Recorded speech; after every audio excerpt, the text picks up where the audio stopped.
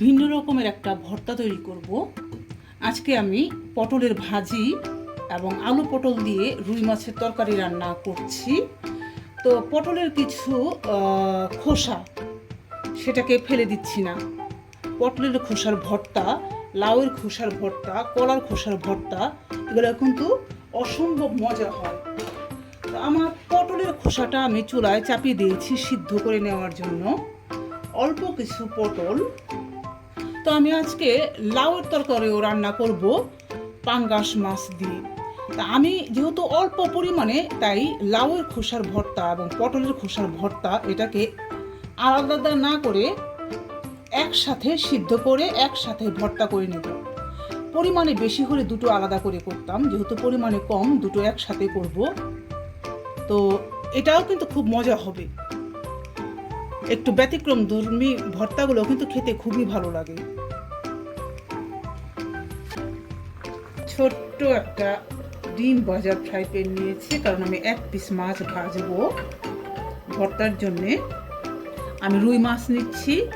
এটা রুই মাছ অথবা পাঙ্গাস মাছ, দুটো দিয়ে করা যায়। আমি তেলে একটু অলিভ অয়েল নিলাম, তাতে করে এক পিস মাছ তেলে দিয়ে দিলাম। মাছটাকে আমি কড়া ভাজা করব না, একটু নরম নরম টাইপের ভাজা করব। তারপরে আমি কাঁটাগুলো বেছে নিব। তো সেক্ষেত্রে পেটের মাছ অথবা পাঙ্গাস মাছ হলে আরও ইজি হয়। যাই হোক, সবই মজা লাগে। এই মাছটা ভাজতে থাকবো, আর আমি এদিকে লাউ এবং পটলের খোসাটা ব্লেন্ড করে নেব। খোসা, একটা কাঁচামরিচ এবং 4 কোয়া রসুন একসাথে ব্লেন্ড করে নেব। তারপরে ভর্তাটা তৈরি করব।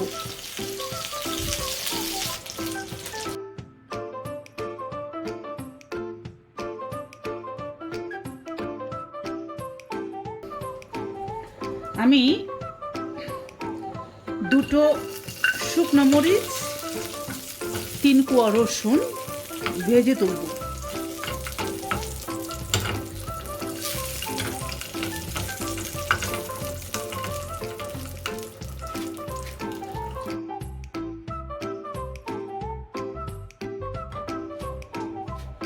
শুরু করছি মজাদার রুই মাছ দিয়ে পটলের খোসা আর লাউয়ের খোসার ভর্তা। আমি বলেছি যেহেতু আমার পরিমাণে কম, তাই আমি একসাথেই করছি। আমি এখানে একটু 1 টেবিল চামচের মতো অলিভ অয়েল ঢেলে দিলাম। খুব সহজ এবং সিম্পল বিষয়টা, কিন্তু খেতে বেশ মজা হয়। এই অলিভ অয়েলের মধ্যে আমি দিয়ে দিচ্ছি পেঁয়াজ কুচি। এই পেঁয়াজটা কিন্তু অপশনাল। আমরা পেঁয়াজ ছাড়াও শুধুমাত্র রসুন এবং মরিচ দিয়েও এই ভর্তাটা করে খেতে পারি, এবং আমি সেটাও করি, সেটাও কিন্তু সুস্বাদু হয়। রসুন এবং মরিচ দিয়েও সুস্বাদু হয়, বাট আমি পেঁয়াজ ভাজাটা আরেকটু স্মেল আনবে, আরেকটু সুস্বাদু হবে, তাই এটা অ্যাড করলাম।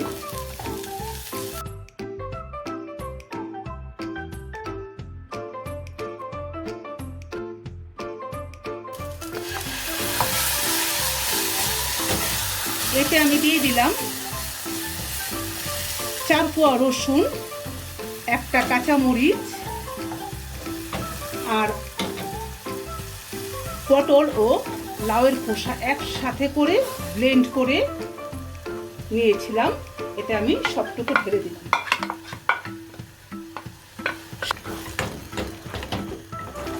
আমি যেহেতু হ্যান্ড ব্লেন্ডারে ব্লেন্ড করেছি, একটু পানি দিতে হয়েছে আমাকে। এটাকে আমি এখন শুকাতে থাকবো। এতে আমি একটু লবণ দিয়ে দিচ্ছি। আপনারা স্বাদ অনুযায়ী লবণ দিবেন, আমি আমার অনুমান অনুযায়ী লবণ দিচ্ছি।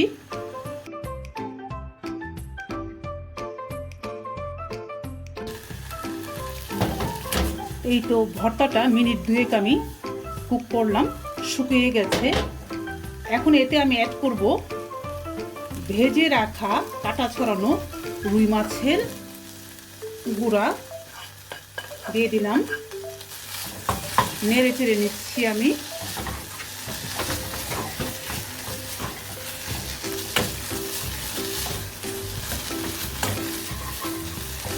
রুই মাছটা যেহেতু আগেই ভেজে রাখা, খুব বেশি কুক করতে হবে না। আর সবশেষে এটাকে আমি নামানোর আগে এতে আমি দিব এখন সামান্য একটু চিনি। ভর্তার পরিমাণ খুব বেশি না, তো আমি অল্প একটু চিনি দিচ্ছি, এতটুকু চিনি দিচ্ছি স্বাদের জন্য। এবং সেই সাথে দিব আমি 2-3 ফোঁটা লেবুর রস। এখন এই চিনি এবং লেবুটা আপনারা আপনাদের স্বাদ অনুযায়ী দিবেন। এটা স্বাদ বাড়ানোর জন্য আমি আমার স্বাদ অনুযায়ী দিলাম, আপনারা আপনাদের স্বাদ অনুযায়ী দিবেন। তবে সবসময়ই প্রথমে একটু কম দিয়ে টেস্ট করে পরে কিন্তু বাড়ানো যায়। প্রথমে বেশি টক দিয়ে ফেললে দেখা যাবে কমানোর কোনো উপায় থাকবে না।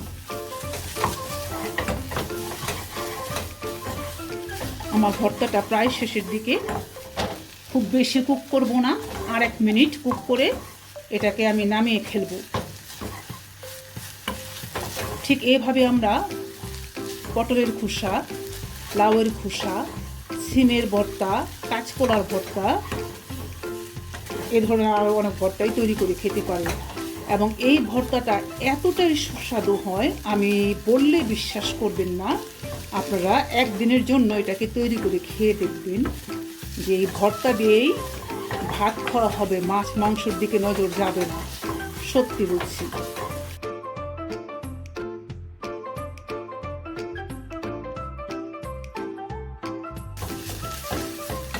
হয়ে গেল আমার ভর্তাটা, আমি নামিয়ে নিচ্ছি এবং আমি এটা একটা প্লেটে ঢেলে নিচ্ছি।